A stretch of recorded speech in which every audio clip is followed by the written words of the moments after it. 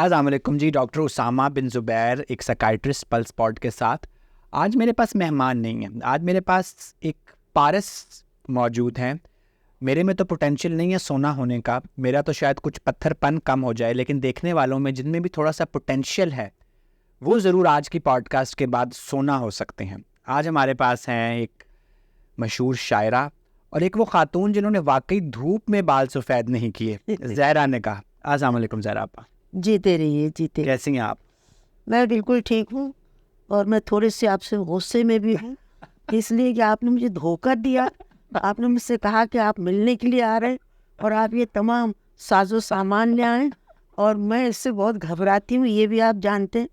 لیکن یہ ہے کہ اب آپ کیا کریں, اب بچوں کی طرح ہیں, تو اب میں کیا کروں. اگر میرا بیٹا میرے لیے یہ مشین لے آئے اور منہ پہ میری لگا دے تو مجھے کچھ نہ کچھ تو کہنا پڑے گا. تو پوچھو بھیا کیا پوچھتے ہو. جو کچھ بھی سینت کے رکھا تھا ہاں میں ساری چیزیں لے آئی. ایک لالے بدخشاں کی چڑیا, سونے کا ہاتھی چھوٹا سا, چاندی کی ننھی سی تختی, ریشم کی پھول بھری ٹوپی, اطلس کا نام لکھا قرآن, اطلس کا نام لکھا جزدان, جزدان میں لپٹا ایک قرآن. پر وہ کیسا دیوانہ تھا, کچھ توڑ گیا کچھ چھوڑ گیا, اور لے بھی گیا ہے تو کیا, سونے کی لوہے کی ایک بدصورت گاڑی, پٹرول کی بو بھی آئے گی, پہیے جس کے ربڑ کے ہیں, جو بات نہیں کر پائے گی, بچہ آخر بچہ ہے. تو نئی نسل کوئی ڈاکو ہے, دیوانی ہے, کیوں نئی نسل کو آپ نے اس طرح پورٹرے کیا؟ دیکھو اس یہ جو نظم میں نے لکھی تھی یہ واقعہ مجھ پہ خود گزرا تھا, لیکن گھر نہیں آیا, گھر میں نہیں تھا. میں سڑک پہ جا رہی تھی تو 3-4 لڑکوں نے گاڑی کو روکا. میں سمجھی کہ شاید سڑک پہ کوئی ایکسیڈنٹ ہو گیا ہے, تو میرے دماغ میں بھی یہ نہیں تھا. میں نے کہا ڈرائیور سے کہا گاڑی روکو, شاید کوئی ایکسیڈنٹ ہوا ہے اور کسی کو ہسپتال لے جانا ہے. تو میں نے دروازہ خود ہی تقریباً اس طرح سے کھولا, اس نے دروازہ کھولا اور کہا آپ باہر آئیے. میں باہر نکلی اور مجھے اس نے پھر میں نے دیکھا ایک لڑکا گاڑی میں بیٹھا, ڈرائیور کو نکالا.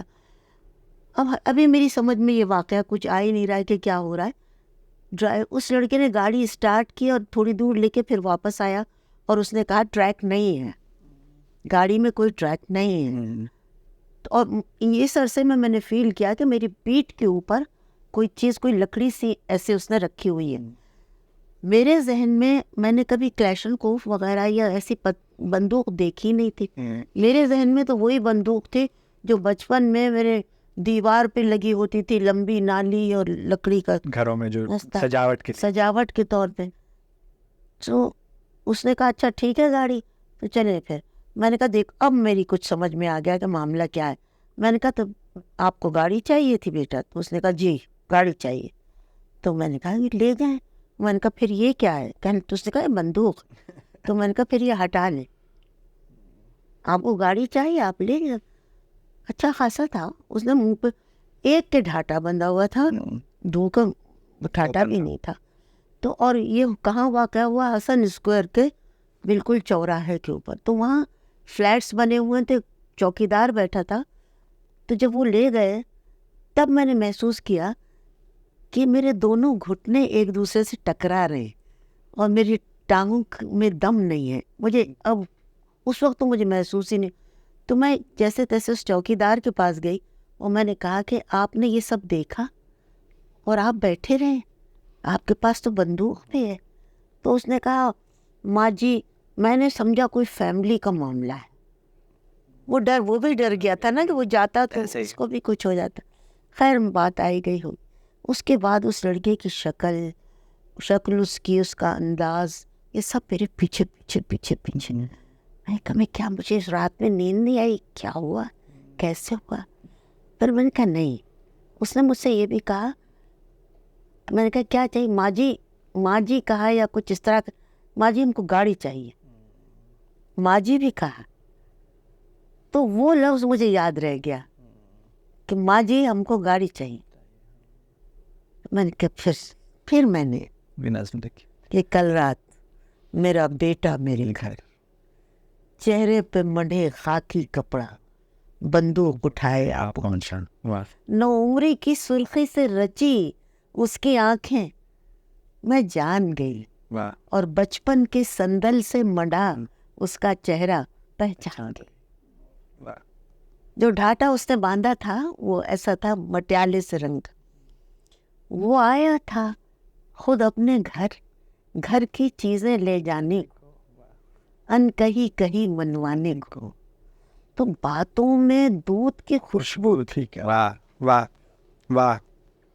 माँ जी, बातों में दूध की खुशबू थी, जो कुछ भी सैंत के रखा था मैं सारी चीजें ले आई। वाह। एक लाले बदख्शा की चिड़िया, सोने का हाथी छोटा सा, चांदी की एक नन्ही तख्ती, रेशम की फूल भरी टोपी, अटलस का नाम लिखा जुस्तान, जुस्तान में लिपटा एक कुरान। पर वो कैसा दीवाना था, वाह।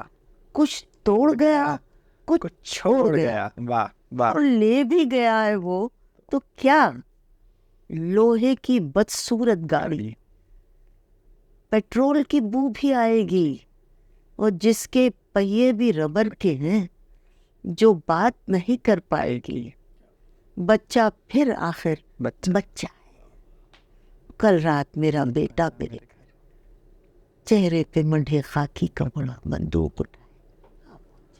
तो ज़हरा आपा, अगर उसकी लोहे की बदसूरत गाड़ी को हाँ आपकी नस्ल एक्सेप्ट कर ले, हाँ तो वो भी आपसे कुरान भी ले लेगा और आपकी यादें भी ले लेगा, आपका माजी भी ले लेगा। ये जो क्लैश आता है, अच्छा मैं अपने घर में, मेरा 7 साल का बेटा है, हाँ उसको गाड़ियों का बहुत शौक है। हाँ मेरी 3000 किताबों की लाइब्रेरी है, जो मैंने सोचा हुआ कि ये इसका वारिस होगा, और ज़हरा ने कहा कि किताब लेगा। हाँ। तो अगर मैं उसकी कुछ गाड़ी एक्सेप्ट आज कर लूँ, हाँ। तो शायद वो मेरी किताब भी कर ले। वो तो सही। ये क्यों क्लैश आता है, और उस सारे क्लैश का ब्रंट मेरे क्लिनिक में आता है? बेटा ये तो कोई तुमको, मैंने इस बात पे कभी गौर नहीं किया, क्योंकि मेरा जिन बच्चों से साबका रहा है अपने ख़ानदान में, वो एक ख़ास तरबियत के ज़रिए परवान चढ़े। वो ज़माना दूसरा था, और आजकल का ज़माना बदल गया है बिल्कुल, तरबियत के भी अंदाज बदल गए। हमारे यहाँ तो एक रूटीन की ज़िंदगी थी कि भाई सुबह उठो, उठ के सलाम करो, नाश्ता करो, स्कूल चले जाओ, वापस आओ तो घर में खेल लो या आंगन में खेल लो। या ये कि ना टेलीविज़न था और ना मोबाइल फ़ोन थे, कुछ था ही नहीं। और माँ के पास बहुत ज़्यादा वक्त था, बाप तो फिर भी नौकरी करते और शाम में आए, मगर बाप का। और फिर सबसे बड़ी नेमत थी जॉइंट फैमिली सिस्टम। आपके नाना जो अच्छा काम रोज कराते थे, नाना, नानी की वालदा, कोई रिश्ते की उनकी खाल, यानी कोई ये नहीं पूछता था कि भाई आपका कौन है जो आपके घर में एक कोने में तख्त पे बैठा हुआ है। दूर दराज का कोई रिश्तेदार आता था तो वो महीने 2 महीने से पहले नहीं जाता था। ये नहीं कि कोई आया है तो वो भाई अब जाओ, अब वो बाथरूम हमारा शेयर कैसे करोगे, 10 आदमी एक बाथरूम शेयर कर रहे हैं।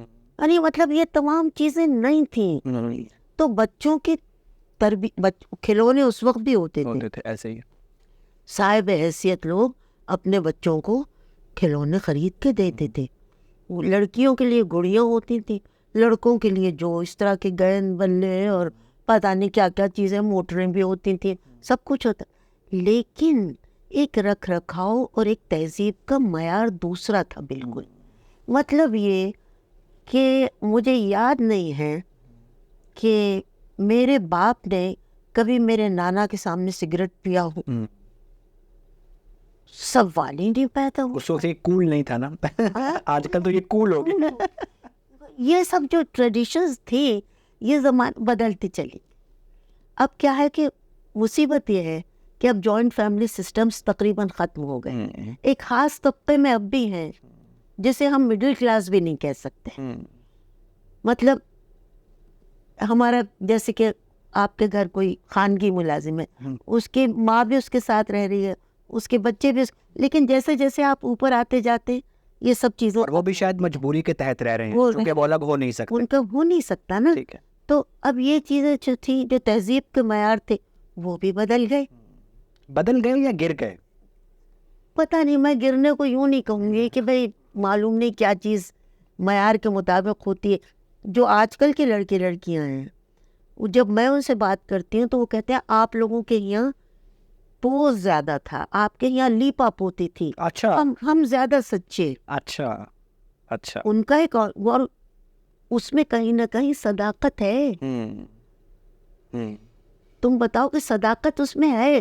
وہ کہتے ہیں کہ آپ لوگوں کے یہاں ذرا یہ تھا نا, اس کو برا لگ جائے گا, تو یہ تو وہ نہیں کہہ سکتے کہ آپ لوگ زیادہ جھوٹے تھے, وہ نہیں کہتے, لیکن کہتے ہیں آپ کے یہاں تو بس یہ تھا کہ وہ جو تحریک لے کے عصمت چغتائی بھی آئی تھی کہ یہ جو ایک لیپا پوتی ہے, یہ جو رکھ رکھاؤ ہے, ہمارا نہیں دل کرتا تو نہیں کرتا. مطلب اب ہم لوگ جو ہیں, جو بات ہے بھائی ہمیں نہیں پسند, ہمیں نہیں پسند, آپ ہمارے بھائی 17-18 سال کا لڑکا کہتا ہے mama don't interfere in my life, I know what I am going to do. ذرا پھر یہیں سے آپ کی ایک اور نظم کا ٹکڑا, بڑھتے ہوئے بچوں پر کھلتی ہوئی دنیا. کھلتی ہوئی دنیا کا ہر باپ تماشا ہے, ماں باپ کی صورت تو دیکھا ہوا نقشہ ہے, اور دیکھے ہوئے نقشے کا ہر رنگ پرانا ہے. تو پھر جب میرے کلینک میں آ کے بھی ایک 20-21 سال کے بچے کے پیرنٹس کہتے ہیں کہ اس کو ہم نے یہ کرانا ہے, یہ ہماری بات نہیں مانتا, یہ نماز نہیں پڑھتا, یہ روزہ نہیں رکھتا, مذہب کو بھی کنٹرول کے لیے یوز کرتے ہیں, تو کنٹرول آپ کر ہی نہیں سکتے. مذہب کو تو بالکل آپ کنٹرول, مذہب تو ماں باپ کی طرح آپ کی ہڈیوں میں ہے, اس کو نہ نکال سکتے ہیں نہ کنٹرول کر سکتے, کیونکہ وہ اختیاری چیز ہے ہی نہیں. آپ مسلمان کے گھر پیدا ہو گئے, آپ مسلمان ہیں, اب اس میں وہ آپ اس کو کیا پابند شراب کرانا چاہتے ہیں, آپ اس کو فقہ کا عالم بنا. میرا ایک اپنا گرینڈ سن ہے, میری یعنی بھتیجی کا بیٹا, اس نے کہا اماں میں فقہ اسٹڈی کرنا چاہتا ہوں باہر جا کے.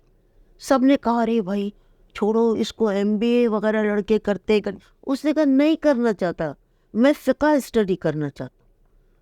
اور اس نے فقہ میں اپنا ماسٹرز کیا, اور اب اس کو امریکہ کے یہی کوئی بڑی یونیورسٹی نے اس کو آفر دی ہے کہ تم ہمارے یہاں آ کے اپنا PhD کرو. اور کوئی بہت بڑے فقہ کے وہاں وہ ہے, اس کو فل یعنی اسکالرشپ کے ساتھ. اس نے کہا میں صرف فقہ پڑھنا چاہتا ہوں. تو میں نے اس کی ماں سے کہا تم نے روکا نہیں؟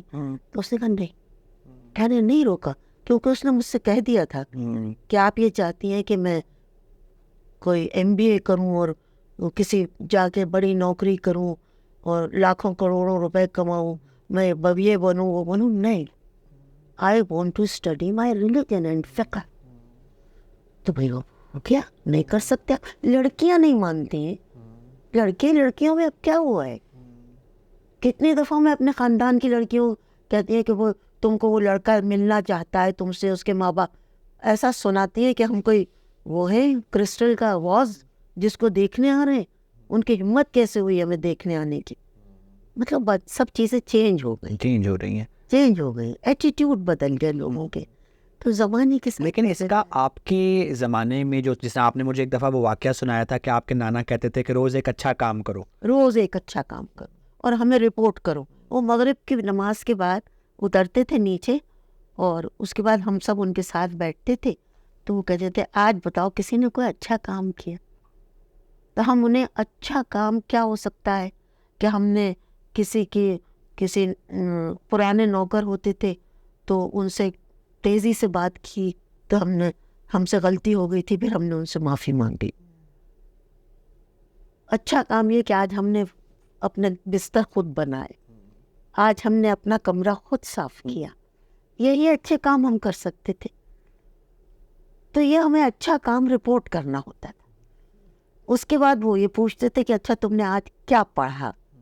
جب ہم ذرا بڑے ہو گئے, تم نے کیا پڑھا. اس زمانے کی جو کتابیں تھیں, جو بھی اویلیبل ہوتی تھی کتاب, وہ ہمارے پاس اس میں چاہے اس میں برات العروس ہی کیوں نہ ہو, چاہے اس میں چند بند ہی کیوں نہ ہو, چاہے اس میں کہانیاں اس زمانے میں ہمارے غلام عباس صاحب کی الحمرا کے بارے میں کہانی, تم نے بھی تمہارے زمانے تک بھی رہی ہوں گی, تم تو بہت بات کے ہو. لیکن یہ کتابوں کا اس زمانے میں پسند کی کتابوں کا پڑھنا. اچھا, جہاں تک چیزیں تھیں, زبان, اس پہ بڑی اہمیت ہوتی تھی کہ غلط لفظ کوئی غلط منہ سے نہ نکلے. یہ لہجہ اور لفظ. لیکن ذرا وہ بزرگ بھی رکھ رکھاؤ والے، جس طرح جب آپ مجھے وہ نانا والا واقعہ سنا رہی تھی کہ جس کے پاس کوئی اچھا کام نہیں ہوتا تھا اس کو وہ جھڑکتے نہیں تھے، وہ کہتے تھے جا کے پودے کو پانی دے آؤ، تمہارا آج کا اچھا کام ہو گیا. یہ جو ابھی معاملہ ہے نا کہ جو والدین ایک کمپیریزن اور نکتہ چینی کے فلانے کا بچہ فلانے کا بچہ، بیٹا مقابلہ، پہلے کوئی مقابلہ اس طرح تو ذرا پر جو اس زمانے کی اقدار تھی اس کی کچھ پروڈکٹس ہمارے سامنے ہیں، جس طرح آپ کی 80 کے پیٹے میں ہیں، ہم نے ایک آپ کی لائف. اب جو چل رہا ہے نا اس کی پروڈکٹ میں اپنے بہت کلینک میں، اکثر لوگ سائیکائٹرسٹ کو معاشرے کا ڈسٹ بن بھی کہتے ہیں، چونکہ جو میرے پاس آتا ہے وہ تو وہی ہوتا ہے.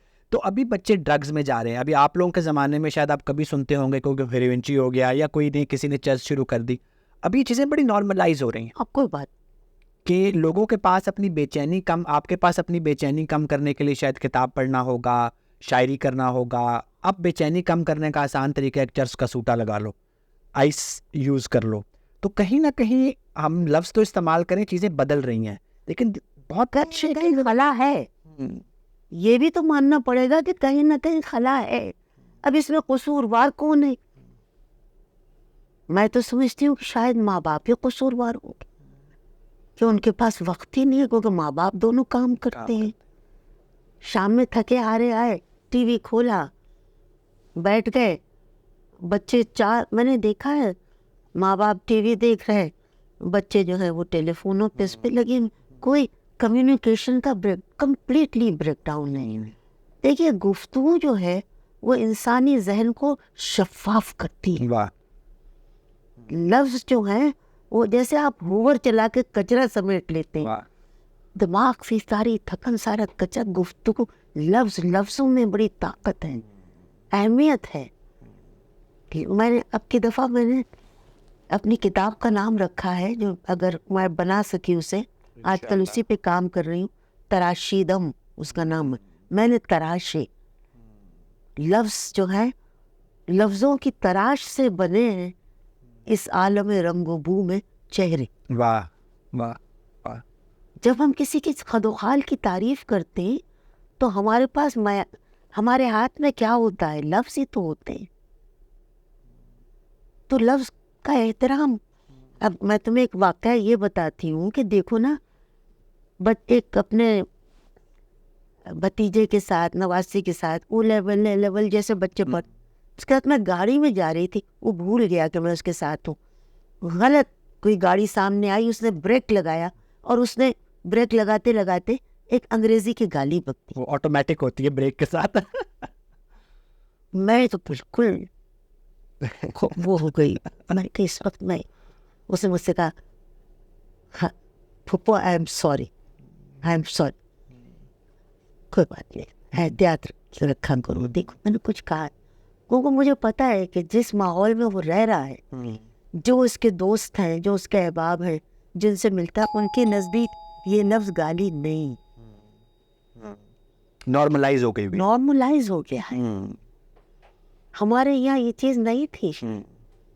معیار بدل گئے ہیں اچھائی کے. اور کہتی ہوں نا کہ یہ ہو گیا. اب ذہنوں کی سوچ، اس کو آپ زیادہ سمجھ سکتے ہیں کہ کون سی سوچ کس طرح کی ہے، کون کیا کرنا. ماں باپ کو اب یہ سوچ لینا چاہیے. ایک تو بات یہ طے ہے کہ آپ کسی بھی اولاد ہو، شوہر ہو، بیوی ہو، ماں ہو، باپ، کسی پہ آپ پنجہ نہیں گاڑ سکتے، چاہے وہ آپ کا اپنا بچہ ہی کیوں نہ ہو. آپ پنجہ ونجہ گاڑ نہیں سکتے، تو اور گاڑنا بھی نہیں چاہیے، بالکل نہیں گاڑنا چاہیے. تو بڑھتے ہوئے بچوں پر کھلتی ہوئی دنیا ہے، کھلتی ہوئی دنیا کا ہر باپ تماشا ہے بھائی. اس کو کہاں ہم روکیں گے؟ کیا کریں گے ہم؟ صرف ایک بندہ، کیونکہ آپ نے اس کو پیدا کیا اور آپ اس کو کھلا پلا رہے ہیں، آپ اس کی زندگی کے مالک نہیں ہے. یہ بات مان لینا چاہیے، اور یہ بات بڑی حد تک صحیح بھی ہے. یہ ہے. پھر ذرا پا ایک نظم نیرہ نور، اللہ تعالیٰ ان کی مغفرت کرے، بڑی اچھی انہوں نے گائی، جس پہ آپ پہ تھوڑی سی یہ بھی ہوئی کہ یہ ایک گڑبڑ چیز ہے، سمجھوتے کی چادر. تو یہ کیا ہے؟ بہت اعتراض کیا تھا، فہمیدہ نے بہت اعتراض کیا تھا، پروین شاکر نے بہت اعتراض کیا تھا کہ بات ٹھیک ہے، بڑھاپا آ رہا ہے، وہ سمجھوتے کی چادر کیوں کرے سمجھوتا. وہ تو پھر فرائڈ کہتا ہے کہ یہ سارے اپنی بے چینی کم کرنے کے طریقے ہیں, لیکن یہ ہے کہ کچھ بے چینی کم کرنے کے طریقے لانگ ٹرم بے چینی بڑھاتے بھی ہیں. تو میں نے جو پچھلی دفعہ آپ سے بات کی تو مضمون بھی لکھا, میں نے اس میں یہ سوال چھوڑا کہ یہ جو سمجھوتا ہے یہ واقعی شارٹ ٹرم اینزائٹی کم کرنے کا طریقہ ہے یا لانگ ٹرم اینزائٹی کم کرنے کا طریقہ ہے. تو یہ ایکسپیرینس بھی ہوتے ہیں, کچھ آبزرویشن بھی ایک ہوتی ہے ایک انٹلیکچوئل کی. تو یہ اب اتنے سال یہ نظم لکھنے کے بعد اب آپ کا کیا خیال ہے, سمجھوتے کی چادر کیا ہے, لانگ ٹرم سولوشن ہے شارٹ ٹرم سولوشن؟ میرے خیال میں لانگ ٹرم ہی ہے. لانگ ٹرم زندگی نپٹانے, یہ زندگی جینے سے زندگی نپٹانے پہ نہیں لے آتا سمجھوتا. سوال یہ ہے کہ دیکھو اس میں ایک مصرع اس کا بڑا معنی خیز ہے. ملائم گرم سمجھوتے کی چادر, یہ چادر میں نے برسوں میں بنی ہے. یہ مصرع معنی خیز ہے. کہیں بھی سچ کے گل بوٹے نہیں ہیں, کیونکہ سچ بعض وقت بہت ڈیلیبریٹ ہوتا ہے, سمجھ گئے, اظہار اس کا بڑا سخت ہو جاتا ہے. تو وہ کہتے ہیں کہ سچ کو بھی میں نے ذرا رکھا ہے کور کر کے, کسی بھی جھوٹ کا ٹاکا نہیں ہے. دونوں چیزوں سے میں نے اس کو علیحدہ کر کے رکھا. سچ کو آپ سمجھتے ہیں کہ بڑی اچھی بات ہے, بعض وقت سچ دل توڑ دیتا ہے, افیکٹو نہیں ہوتا, رائٹ ہوتا ہے لیکن افیکٹو نہیں ہوتا. تو کہیں اور گل بوٹا جو ہے وہ نظر آتا ہے, یعنی اس کی نمائش ہوتی ہے. اور سچ بولتے وقت بعض وقت آدمی کے ذہن میں, تم اس کو زیادہ سمجھو, ذہن کے ایک گوشے میں آدمی سمجھتا ہے کہ وہ بہت بڑا کام کر رہا ہے, کہ وہ سچ بول رہا ہے. حالانکہ وہ بڑا کام نہیں, وہ تو ایک انسان کی ایک اصول ہے زندگی کا, سچ بول دو. کہیں بھی کہیں بھی سچ کے گل بوٹے نہیں ہیں, کسی بھی جھوٹ کا ٹاکا نہیں. اسی سے میں بھی تن ڈھک لوں گی اپنا. اب خالی تن ڈھکنے کا مطلب یہ نہیں ہے کہ آپ نے کپڑے پہن لیے ہیں.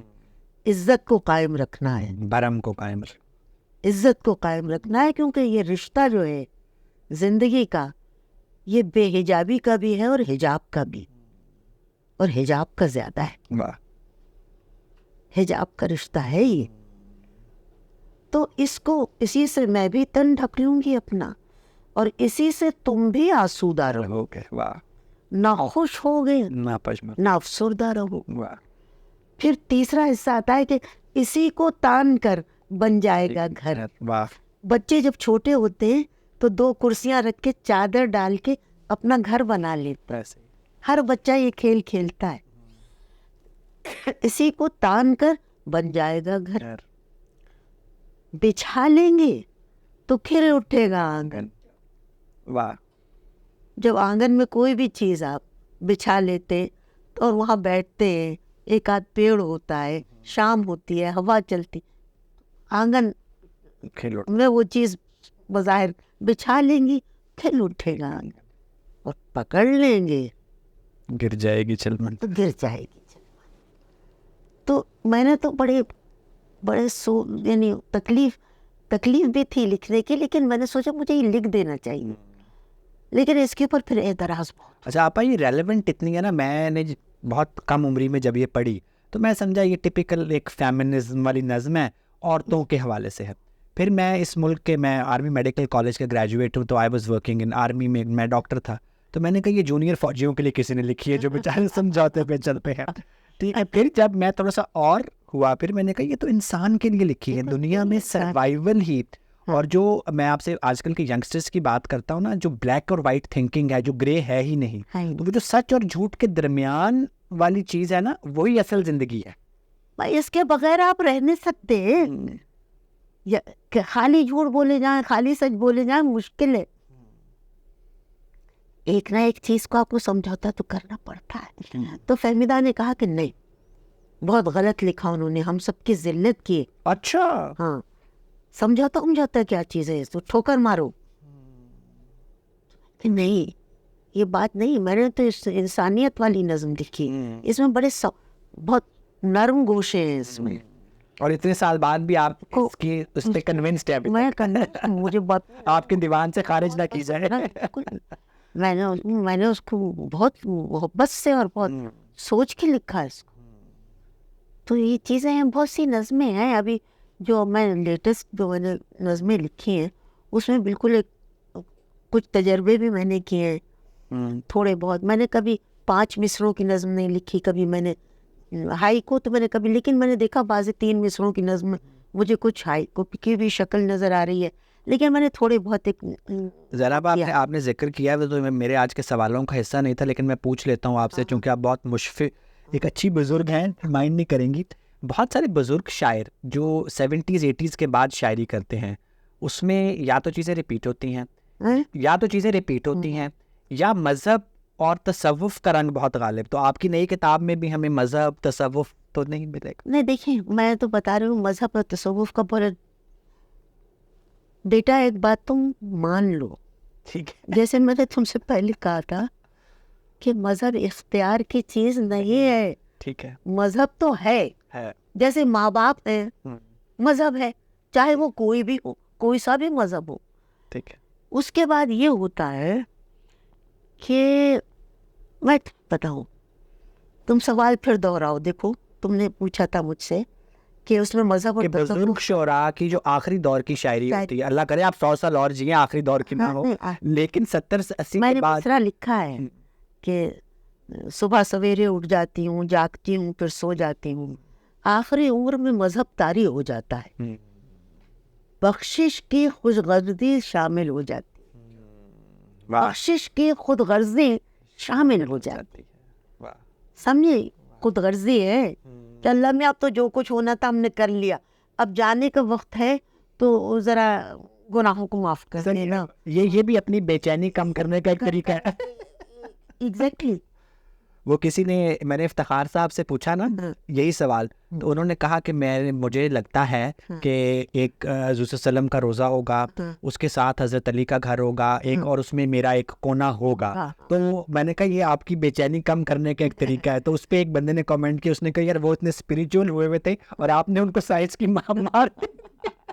نہیں, میں اسپریچول میں نے صاف بات لکھی کہ میں جو نماز پڑھ کے اللہ میاں مجھ سے کوئی غلطی ہو گئی ہو تو ذرا مجھے معاف کر دیجیے گا, اور یہ کہ بھائی آخری وقت تکلیف نہ ہو. یہ سب باتیں آدمی سوچتا ہے جب بڑھاپے کی طرف آتے.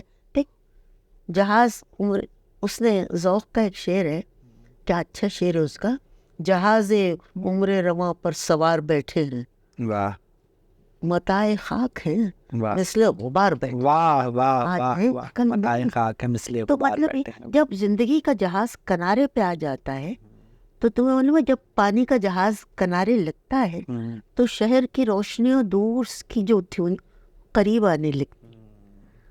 تو سمجھتا ہے کہ اب زندگی, موت بھی تو ایک طرح کی روشنی ہے, اندھیارا نہیں ہے. ایک ہمارا جو یقین ہے وہ تو سفر, یعنی آگے چلیں گے دم لے کر. موت ایک زندگی کا وقفہ ہے, یہ میر نے کہا تھا, موت ایک زندگی کا وقفہ ہے یعنی آگے چلیں گے دم لے کر. تو ہمارا تو ایک وہ جو دماغ میں جو اعتقادات کی جڑیں بڑی گہری ہوتی اتنی, آپ کا کوئی سائنس, کوئی فلسفہ, کوئی سائیکالوجی, آپ کی نفسیات, وہ جڑوں کو نکالنا بڑا مشکل ہوتا ہے. شاعری میں تصوف کا جو رنگ ہے, بالکل خیال تمہارا ہے کہ وہ پرانے زمانے میں ہمارے جتنے بزرگ شعراء گزرے ہیں ان کے اوپر صوفیوں کا بڑا اثر رہا ہے. بہت بہت جوانی کی شاعری پہ بھی رہا. ہاں, سب شروع سے میر درد صوفیہ, کیونکہ صوفیہ اپنے زمانے کے سب سے ماڈرن لوگ تھے. ٹھیک ہے, یہ ایک ریزن, سب سے ماڈرن لوگ تھے. وہ قدامت پسند لوگ نہیں تھے. ان کے یہاں تو ہر ایک کی کھپت تھی, حلقہ ہے تو اس میں جو چاہے آ کے بیٹھ جائے. نظام الدین اولیاء کی یہاں ایک آدمی آ کے بیٹھتا ہے, لوگ کہتے بھائی تم کیوں, تم کیا کرتے ہو, کیوں آئے؟ اس نے کہا میرا اپنا کام ہے. کیا کام کرتے ہو؟ اس نے کہا جناب میری تو شراب کی بھٹی ہے, میں شراب کشید کرتا ہوں. پھر کیا ہوا یہ کہ صاحب میں بڑے اچھے لوگ آتے تھے, تاریخ, فلسفہ, اس میں بحث, شعر و شاعری پہ بحث ہوتی تھی, میری شراب کے 2-4 پیالے پی لیتے تھے, میری آمدنی اچھی ہو جاتی تھی. اب ایک دوسری دکان کھل گئی ہے, وہ اتنی خراب ہے, شراب بھی خراب اور وہاں اور بھی برے برے کام ہوتے. اس کی دکان چل پڑی, میری دکان بیٹھ گئی. آپ دعا کیجیے. آپ نے دعا کی اور دعا کیا کی, دعا یہ کی کہ اللہ جب تیرے لوگ تیرے کہنے کے باوجود یہ نہیں مانتے، تیرا حکم نہیں مانتے، تو کیوں نہ ایک اچھے آدمی کی دکان سے بکنی تو ہے، پیری تو ہے، انہوں نے تیرا حکم نہیں مانتے تو بجائے اس کے کہ ایک برے آدمی کی دکان سے. اچھا. تو یہ لوگ فراخ دل لوگ تھے جتنے صوفی تھے. اسی لیے شاعر غالب تو شاہ غوث علی شاہ قلندر کے یہاں سر پہ خون رکھ کے کھانا لے کے گئے اور انہوں نے کہا کہ آئیے آپ بھی شامل ہو جائیے. تو انہوں نے کہا میں اس لائق نہیں ہوں کہ آپ کے ساتھ بیٹھ کے کھانا کھا سکوں، میں اورش کھا لوں گا، یعنی جو آپ بچا دیں گے وہ میں کھا لوں گا. انہوں نے کہا نہیں، ہمیں معلوم ہے آپ کس وجہ سے گریز کر رہے، کیونکہ وہ تو شراب پیتے تھے. تو انہوں نے کہا ہماری نزدیک وہ آپ کا اور آپ کے خدا کو معلوم، آئیے ہماری ساتھ شریک ہو جائے. تو یہ جو روشن خیالی تھی یہ شاعروں پر اثر ہوا، اور یہ شعراء نے صوفیوں سے اڈاپٹ کی روشن خیالی، صوفیوں سے اڈاپٹ. اور جو انہوں نے لکھ دیا ہے، ہاں اس زمانے میں لکھتے تو سب اڈیالہ میں بیٹھے ہوئے، خان صاحب کی کمپنی ہو جاتی ہے، سب وہاں چلے گئے. میر کے دینوں مذہب کا کیا پوچھتے ہو کہ وہ تو میں کہہ رہی ہوں، جس کو دیر سے اٹھ کے کعبے آیا امیر، جس کو چاہے خدا خراب کرے. واہ. تو مطلب یہ ایک بات نہیں، ہزاروں سینکڑوں تو یہ لوگ سب صوفیوں سے متاثر تھے، وہ کسی کے مذہب میں دخل اندازی کرتے ہی نہیں تھے. انسانیت کے لیول پہ ان کے یہاں سب برابر تھے. تم پورا پڑھ لو صوفیوں کے بارے میں. اچھا غالب سے لے لو، میر کو لے لو، غالب کو لے لو، آخر میں سوائے مومن کے کہ جن کے بارے میں کہا جاتا ہے کہ وہ ذرا تھوڑے. اور پھر ایک بات اور بھی میں کہنا چاہتی ہوں، حضرت علی کی عقیدت کسی کے دل سے کم نہیں تھی، رجحان سب پر تھا، اس لیے کہ حضرت علی اپنے زمانے کے بہت پڑھے لکھے آدمی تھے. یہ نہیں کہ وہ شیعہ فلسفی پہ تھے، وہ پڑھے لکھے. ہاں، ان کے پڑھے لکھے پن کی بھی ایک قدر ہوتی ہے. یہ غلط ہے کہ بھائی سنی ان کو وہ تعظیم نہیں دیتے، سنی تو شیعوں سے زیادہ تعظیم بعض وقت ان کو دیتے. تو مطلب یہ کہ یہ سب باتیں ہیں بہت، اس میں اب تمہاری نفسیات کہاں تک جاتی. اچھا، اس میں نا میری ڈاکٹر مبارک علی سے بھی بات ہو رہی، تو انہوں نے بھی نا بات کی جس پہ کسی حد تک میں کنونسڈ ہوں کہ ہماری قوم کو صوفیوں نے جو جیسا ہے مان لے کے چلنے پہ لگایا، تو اس سے شاہ کا اور شاہوں کا بڑا فائدہ ہوا کہ ہر وقت کی جو مفاہمت سکھائی، یہ بھی ایک نیگیٹو.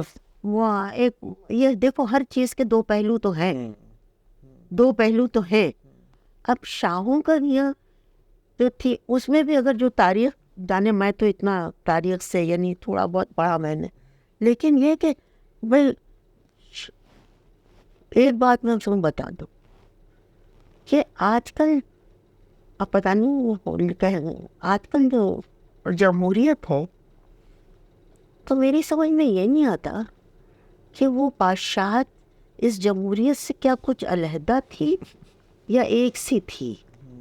یہ کیا تھا، کیا فرق تھا، آپ مجھے بتائیں.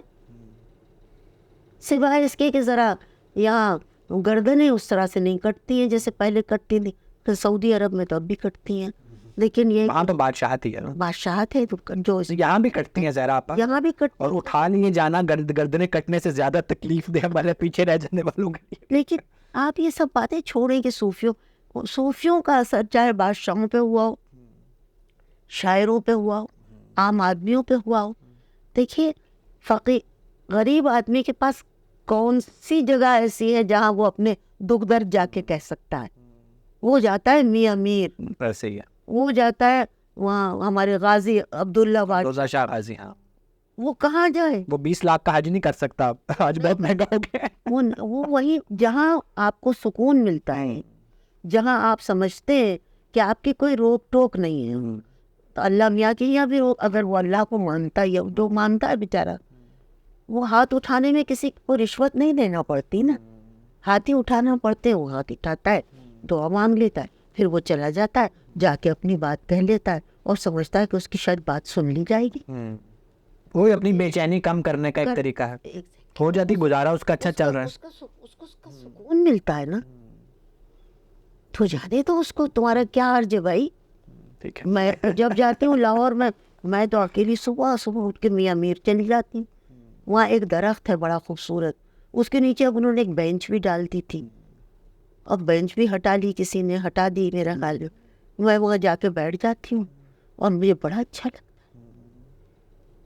لگتا ہے. میں بیٹھتی ہوں گھنٹہ 1.5 گھنٹہ وہاں بیٹھتی ہوں. اب میں داتا صاحب بھی جاتی تھی, مگر اب داتا صاحب کے یہاں رش بہت ہونے لگا, تو میں میاں میر کوئی جاتا ہی نہیں. اور پہلے تو وہاں ایسے اچھے مور ٹہلتے تھے کہ میں تمہیں بتا نہیں سکوں, پتہ نہیں مور کہاں چلی گئے. زہرا آپا, مہناز نے آپ کی ایک بڑی زبردست نظم گائی, اگر تم کہو ہواؤں سے کہہ دوں. اس کا ایک مصرع اگین, میں چونکہ یوتھ مینٹل ہیلتھ میں ڈیل کرتا ہوں, تو وہ سمندر ہمارے جنوں کی علامت, سمندر ہمارے سکون کا نشان بھی.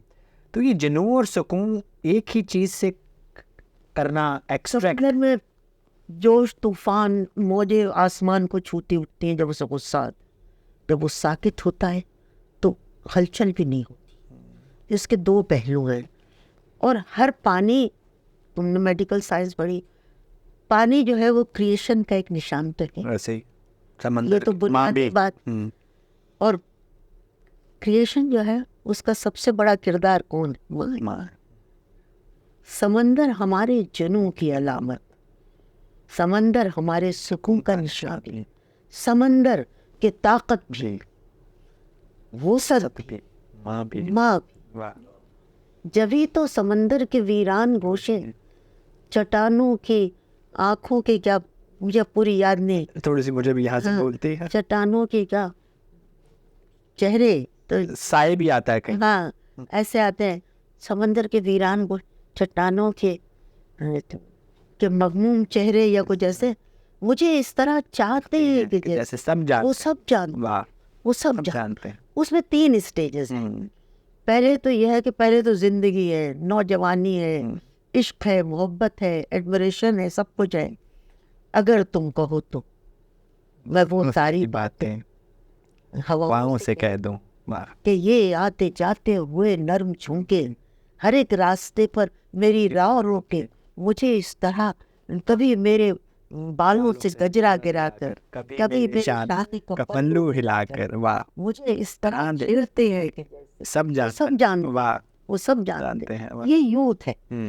واہ. اس کے بعد ایک دوسرا دور آتا ہے, مجھے ابھی پوری نظم یاد نہیں ہے دوسرے دور میں پتہ نہیں کیا تھا. پہلا ہے ہواؤں سے, بادلوں سے کہہ دوں. دوسرا تم کہو تو میں اپنی کہانی امڑتے ہوئے بادلوں سے کو سنا دوں, کہ یہ رس کے رسیا, یہ گھنگور بادل اٹھائے ہوئے اپنے امرت کی چادر چادر گرج کر برس کر میرے گھر پہ چھا کر, مجھے اس طرح دیکھتے ہیں کہ جیسے وہ سب جانتے ہیں, وہ سب جانتے ہیں. اور اگر تم کہو تو میں اپنی کہانی سمندر سے,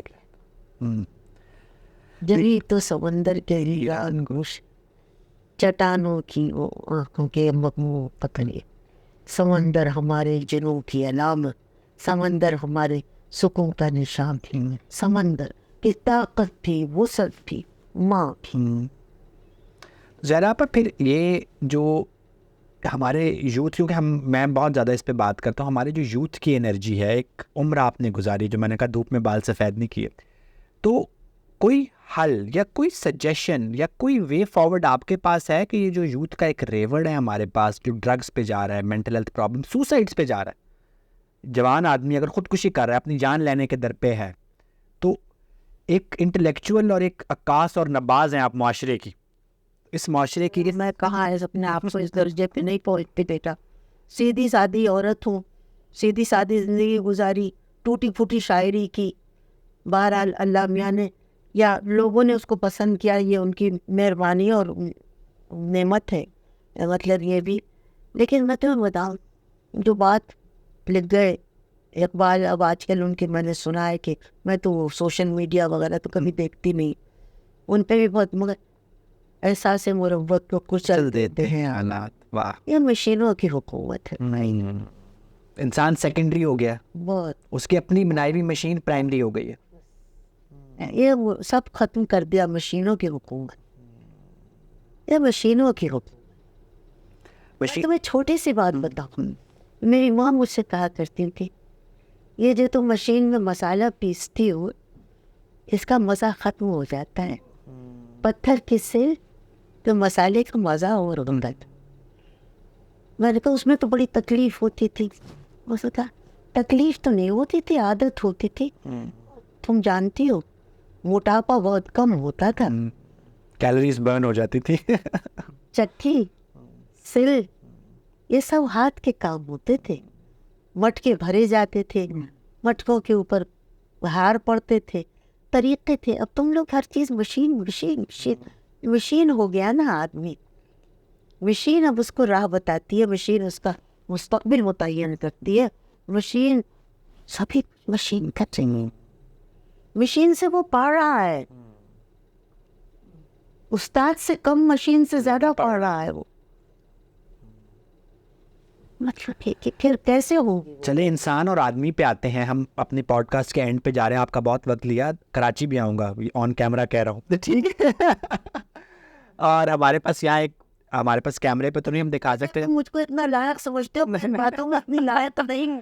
مجھے صرف شعر لکھنا آتا ہے ٹوٹا پھوٹا, اور باقی مجھے چلے نہیں آتا ہے. دو بہت لائق آدمیوں کا ذکر کرتے ہیں. ہمارے ساتھ مبین مرزا بھی یہاں بیٹھے ہیں, اور یہ بھی میں آن کیمرہ کہہ رہا ہوں, ان کو بھی باؤنڈ کر لوں پوڈ کاسٹ کے لیے, تو وہ کھینچتے ہیں. تو دو لوگ جنہوں نے اپنی کتابوں میں, اپنی یادداشتوں میں آپ کا ذکر کیا, اور جو ہمارے عمدہ ترین نثر نگاروں میں سے ہیں. پہلے انتظار صاحب کی بات کرتے ہیں. انتظار صاحب, چراغوں کا دھواں میں بھی آپ موجود ہیں, تو اس کے بارے میں پہلے بتائیں. انتظار صاحب سے آپ کا ریلیشن شپ اور چراغوں کا دھواں میں آپ کا ذکر. بعد میں ملے ہو. مجھے کیا معلوم کہ انتظار صاحب نے اس زمانے میں مجھ کو پڑھتے ہوئے دیکھا, اور انہوں نے تو مجھ کو, اس زمانے میں ایک فلم آئی تھی نرگس کی جوگن, اور وہ میں سفید کپڑے پہنتی تھی. ہم نے سوچا کہ یہ تو وہی ہے بالکل جوگن. اب وہ بھی اس وقت اپنے زیادہ سے زیادہ 25 برس کے ہوں گے, یا کچھ زیادہ ہوں گے, جیسا بھی ہے. تو وہ تو ایک انہوں نے بڑا ایموشنل سا اس میں ایک چیز لکھی ہے کہ وہ ایک رات میں اتنی مجھے شہرت مل گئی.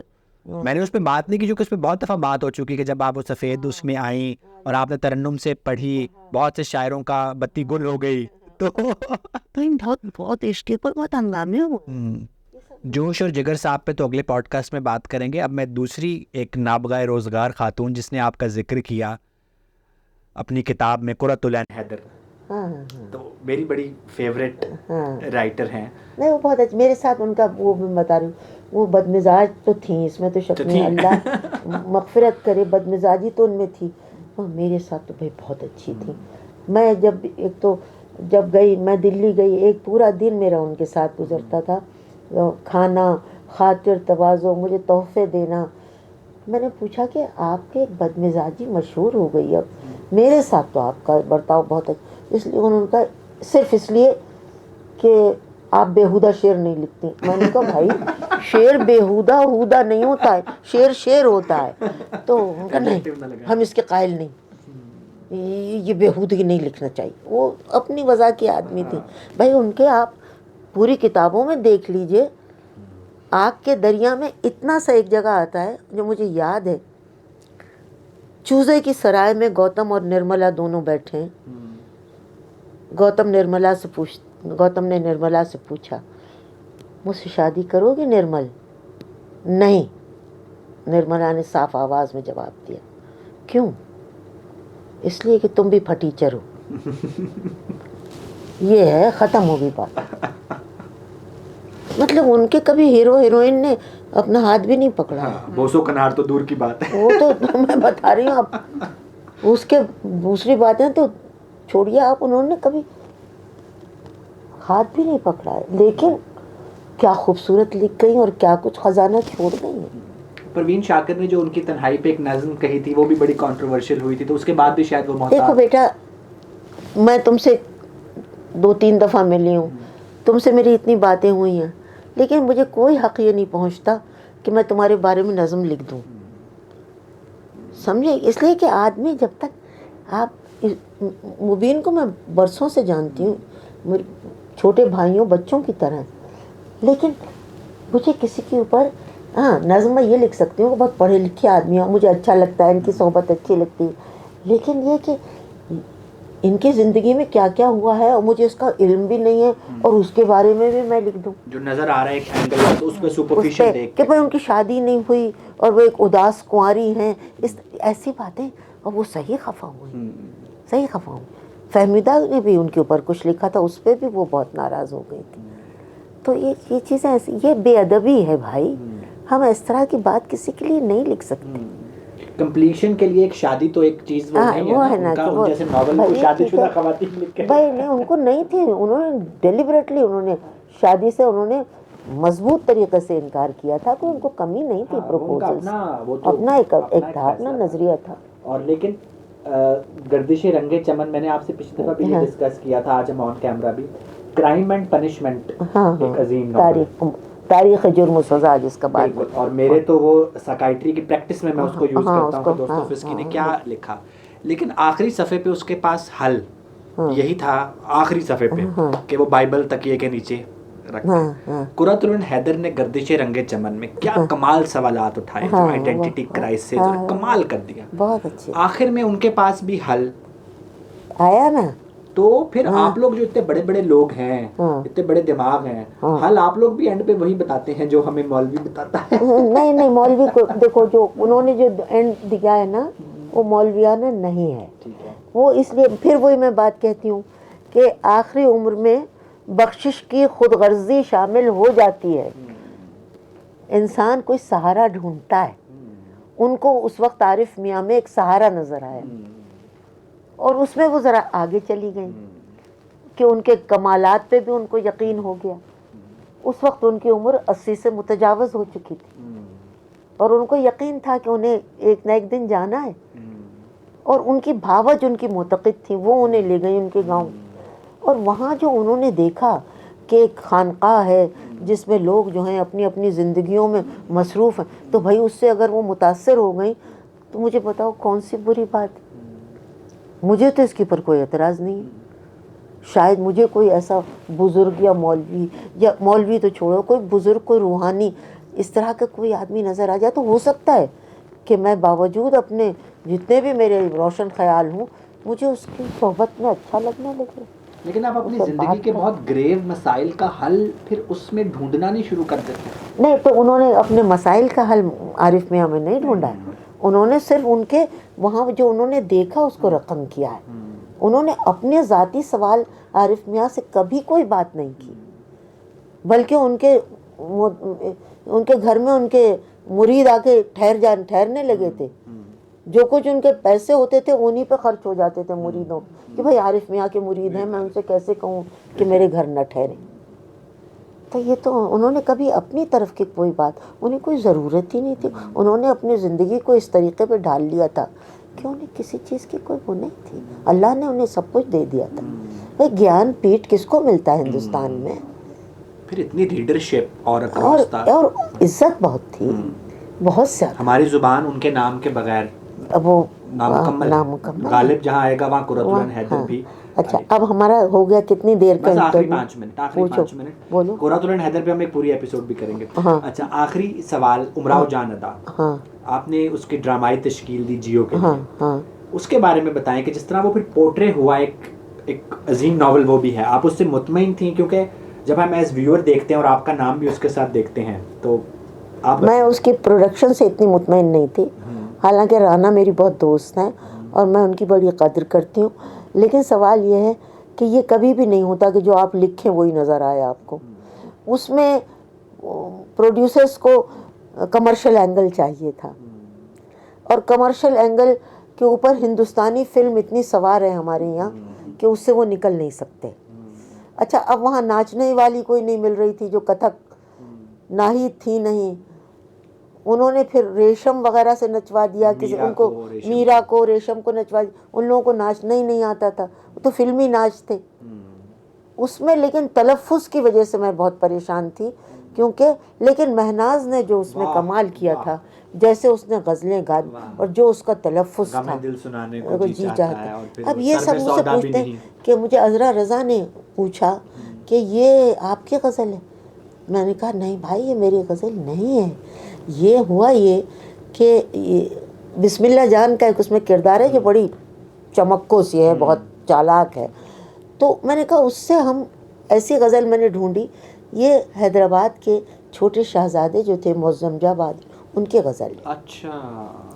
غم دل سنانے کو جی چاہتا. تو ہمیں 3 ہی شعر آتے تھے. رضا کے یہاں ہم اس کی وہ ہو رہی تھی میوزک, تو رضا بھی اور میں بیٹھے ہوئے تھے. رضا نے کہا بھائی یہ کیا 3 شعر, وہ اتنا اچھا گا رہی ہے. تو میں نے کہا اچھا میں بڑھا دیتی ہوں 2-3 شعر. 2 دن آپ کے ہیں ہاں اس میں. تو میں نے کہا ہاں باقی تو وہ ان کی ہے. کچھ لوگوں کا خیال تھا کہ وہ مرزا ہادی رسوا نے ناول کے اندر بھی کچھ ڈالی ہوئی ہیں, یہ وہ ہے نہیں. بہت سی تو اس میں غزلیں رسوا کی, ہاں بہت سی غزلیں رسوا, لیکن میں نے اس میں ایک مصطفیٰ زیدی کی اور ایک اپنے نانا کی غزل بھی اس میں گوائی تھی. اور میں نے یہ معظم جاں بہادر کی غزل جو تھی غم دل سنانے کو جی چاہتا ہے, سنا ہے یہ جب سے بہت دور ہو تم, بہت دور جانے کو جی چاہتا. یہ آپ کا اب نہیں, یہ ان کا ہے. میرا یہ ہے کہ نظر وہ نہ آئے پر ان کی گلی میں یوں ہی آنے جانے کو جی چاہتا ہے. انہیں اچھا ان کا شعر تھا معظم جاں بہادر کا, ہمیں ان سے کوئی شکایت نہیں ہے یوں ہی روٹھ جانے کو جی چاہتا ہے. تو میں نے اس کا جواب میں رکھا تھا, دعا ہے کہ وہ ہم سے 100 بار روٹھیں ہمارا منانے کو جی چاہتا ہے. تو ہم نے خود اس کو, میں رضا کے ساتھ بیٹھ کے میں نے یہ سب بنا کے پھر میں نے محنت سے گوایا. بڑا اچھا ہوا آج یہ موضوع میں نے چھیڑ دیا, یہ غزل کلیئر ہو گئی. لیکن جو انڈیا آفس میں اس کا جو اصلی نسخہ ہے وہ میں نے پہلے پڑھا تھا وہاں بیٹھ کے. مجھے ہمارے دوست شکیب صاحب, انہوں نے مجھ کو نکلوا کے وہ دیا تھا. اس میں جو کیا کہنے تھے, ایک تو اس ناول, وہ ناول مجھے یوں بھی ساری دنیا نے اس کو پڑھا ہے. اس پہ ہمارے جو پروفیسر تھے ریلف رسل صاحب, انہوں نے اس کے اوپر جو مضمون لکھا تھا, ان کا یہ پہلا ناول ہے اردو زبان کا جو ڈرامے کے انداز سے شروع ہوتا ہے کہ کھڑکی میں سے آواز آ رہی ہے, 4 دوست بیٹھے ہوئے ہیں اور وہ شاعری ہو رہی ہے اور کھڑکی میں سے آواز آتی ہے واہ سبحان اللہ. بھائی یہ کون, یہ کس کی آواز؟ اتنے میں پتہ چلتا ہے, وہ کہتے ہیں کوئی آ کے رہی ہیں. کون ہے؟ ارے بھائی اچھا وہ امراؤ صاحب. تو پھر وہ بھیجا جاتا ہے, آئیے تشریف لائیے. پھر تو ڈرامے کے انداز سے, اور جو ان کے ڈائلاگ دوسرے, آپ یہ دیکھیے پہلا ناول ہے جس صرف طوائفوں کے بارے میں ہے, لیکن کیا تہذیب یافتہ ناول. موضوع دیکھیں, آپ انگلی نہیں رکھ سکتے کسی لفظ پہ کہ یہ فحاشی کہیں. کوئی لفظ اس میں پیرہن کھسکا ہوا بھی نہیں ہے. لفظ بالباس لفظ ہیں, ایک سے ایک. ایسا میں نے اتنا مہذب ناول, اور کیا اس میں ان کے, اور کیا اس میں پورے معاشرے کی عکاسی. تو وہ مجھے پسند بہت تھا. اور مظفر علی نے جو فلم بنائی تھی وہ بھی انہوں نے اپنی طرف سے بہت اچھی فلم بنائی تھی. اور مظفر علی نے مجھ سے کہا کہ کتاب تک صرف آپ ہی پہنچی, ڈائریکشن ان کو بہت بری لگی تھی. انہوں نے کہا تھا اسکرپٹ میں کتاب تک آپ پہنچی, کیونکہ میں نے زبان کے اوپر بڑی محنت کی تھی. میں چاہتی تھی کہ رسوا کی جو زبان ہے وہی رہے اسکرپٹ میں. تو اس میں ایک جگہ امراؤ رسوا سے پوچھتی ہے کہ مرزا صاحب آپ کو بسم اللہ جان تو یاد ہوں گی؟ تو کہنے لگے جی ہاں بخوبی یاد ہے. تو بھلا بتائیے تو کیسی تھیں؟ تو کہتے ہیں عرض کرتا ہوں, بوٹا سقط تھا, چہرہ کتابی نہیں گول تھا, آنکھیں چھوٹی تھیں مگر بولتی تھیں, آنکھیں چھوٹی تھیں مگر بولتی تھیں, اور بائیں رخسار پر شاید یا تھوڑی کے پاس ایک بڑا سا تل بھی تھا. اب یہ سن رہی ہے. اب میں نے کہا تھا رانا سے کیمرہ اس کے اوپر ہے اور اس کی آنکھوں کے اوپر ہے اور مرزا صاحب بول رہے ہیں. پھر وہ ہنستی ہے, کہتی مرزا صاحب تب تو آپ کو بسم اللہ جان یاد نہیں. کیا فرماتی ہیں آپ؟ میں نے عرض جو کیا بخوبی یاد ہے. آپ کو یاد نہیں ہے مرزا صاحب, آپ کو حفظ ہیں. اب یہ یاد اور حفظ میں کیسا, آپ کو یاد نہیں ہے, آپ کو حفظ ہے. اور ابھی یہی ہے نا کہ آپ نے اس کو ڈرامائی تشکیل دی, اور اب جو ڈرامے آ رہے ہیں جو اب ہم ٹی وی پہ کسی بھی چینل پہ دیکھتے ہیں, تو بیٹا اصل میں 100 تو چینلز ہو گئیں, سب کو ڈراموں کا شوق ہے, اور فلم سب پہ چھایا ہوا ہے. ساس بہو کا موضوع بھی چھایا ہوا ہے. زہر, سات بہو, میاں کا افیئر سالی اور سالی کا افیئر جیٹ سے، یہ سب چل رہا ہے. اور اب ابھی ہم لوگ مشاعرے کی بات کر رہے تھے کہ جو کوئی صاحب ہیں وہ مشاعرے میں آتے ہیں اور وہ کوئی ہانی حافی کیا نام ہے ان کا، تہذیب حافی، اور وہ سارا مشاعرہ لوٹ لیتے ہیں. اور یہ تو اب مذاق گر کیا لوگوں کا نا. زبان سے بیگانگی ہے، زبان کے نوانسز، زبان کا فلیور سب ختم، ان کی سمجھ میں نہیں آتا ہے. آج ایک کتاب مجھے کسی نے دی ہے جس کو ہے، تو میں نے تم سے کہا اس کو پڑھنا، غزل کے بحر میں ہے ہی نہیں، اور چھپ گئی اور 5-6 انعام بھی ملے. تو پھر زہرا آپا اس کا کنکلوژن یہ نکلا کہ جن کے پاس تہذیب ہے، جن کے پاس لفظ ہیں، آپ نے لفظ تراشنے کی بات کی، تو ان کو تھوڑا سا لوگوں کے سامنے زیادہ آنا چاہیے تاکہ لوگوں کو تو یہ چوائس تو ملے نا. جب آپ چوائس نہیں دیں گے تو ہماری آج کی نشست بھی بالکل ہے. اور آپ میرے سے وعدہ کریں گی کہ میں اسپیشل کراچی آؤں گا. آپ کو پتہ ہے کتنا مہنگا ٹکٹ ہے، ٹھیک ہے، صرف اس لیے کہ ہم تمہاری پریکٹس اچھی ہے، کیا فکر. میرے بال اب اتنے سفید نہیں تو میری پریکٹس اتنی اچھی نہیں ہے، ٹھیک ہے. تو ہم کچھ بات میر پہ، کچھ قرۃ العین حیدر پہ اور کچھ چیزوں پہ اور بھی کریں گے. دیکھو انشاءاللہ اگر زندہ رہے تو ٹھیک ہے. میں فون کر کے آپ سے ٹائم لے کے اسپیشل اس لیے آؤں گا. آخر میں کوئی غزل، نظم جو آپ چاہیں بس. پتر ہوں میرا قصور معاف کر دیتا، بہت ہو گیا. کچھ تو ایک چھوٹی سی 2 شعر سنا دو. 2 شعر سنا. مجھ سے یہ یاد اتنا کوئی نئی پرانی جو آپ کا دل کرتا ہے. ابھی چھوڑ جاتی ہے.